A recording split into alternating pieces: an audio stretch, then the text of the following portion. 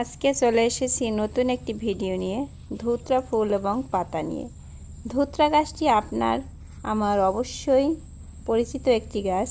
এই ফুল এবং পাতা আছে অসংখ্য ভেষজ গুণ, কিন্তু এই ধুতরা ফল কিন্তু আমাদের খাওয়া নিষেধ আছে, কারণ এটি একটি বিষাক্ত ফল, সবাই আমরা জানি। তো বন্ধুরা, এর পাতা এবং ফুলে কি উপকারিতা আছে তো চলুন দেখে নিই। গ্রাম বাংলার একটি অতি পরিচিত গাছ, নাম ধুতরা গাছ। ধুতরা গাছের সৌন্দর্য অতি মনোমুগ্ধকর। সাদা ধুতরা গাছে সাদা ফুল ফোটে এবং কালো ধুতরা গাছে সাদা বেগুনি মিশ্র রঙের ঊর্ধ্বমুখী ফুল ফোটে। এটি একটি ভেষজ উদ্ভিদ। বর্ষাকালে ধুতরা গাছে ফুল ফোটা শুরু হলেও হেমন্তকাল জুড়ে গাছে ফুল দেখা যায়। গাছের শাখা প্রশাখায় অগ্রভাগে ফুল ধরে। দেখতে লম্বাকৃতি, ফুলে মৃদু গন্ধও আছে। পরন্ত বিকেল থেকে সন্ধ্যায় গাছে ফুল ফোটে। দিনে রোদের আলোয় ফুল সংকুচিত হয়ে যায়। সবচেয়ে আশ্চর্য বিষয় হলো এই পাতা কোনো পশু পাখি খায় না। তবে জানেন কি, এই গাছের পাতায় ফুলে রয়েছে অনেক উপকারিতা।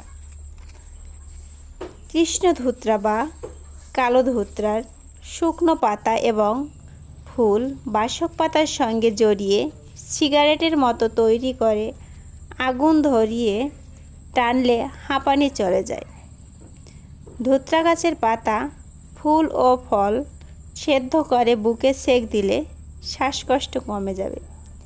জীবাণুঘটিত কারণে মাথার চুল উঠে গিয়ে টাক পড়লে ধুতরা পাতার রস মাথার এক পাশে লাগান, পরের দিন অপর পাশে লাগাবেন এবং একদিন পর পর একদিন ব্যবহার করুন, নতুন চুল গজাবে। পিরিয়ডের আগে অর্থাৎ অনেক নারীর স্তন ব্যথা করে, সেক্ষেত্রে ধুতরা পাতা ও কাঁচা হলুদ একসঙ্গে বেটে প্রলেপ দিলে ব্যথা কমে যাবে। ধুতরা পাতার রসের সঙ্গে সরিষার তেল গরম করুন, তারপর সামান্য গরমে অবস্থায় বাতের ব্যথার স্থানে মালিশ করুন, ব্যথা কমে যাবে। মাথা ব্যথার ক্ষেত্রে ধুতরা বেশ উপকারী। এর পাতা বেটে মাথায় কিছুক্ষণ রেখে দিলে মুহূর্তেই ব্যথা কমে যাবে। ধুতরা পাতার রস কয়েক ফোঁটা কানে দিলেই কানের ব্যথা কমে যাবে। একটি বিশেষ দৃষ্টান্ত, ধুতরা পাতা বা ধুতরা গাছের ফুল ফল অত্যন্ত বিপজ্জনক।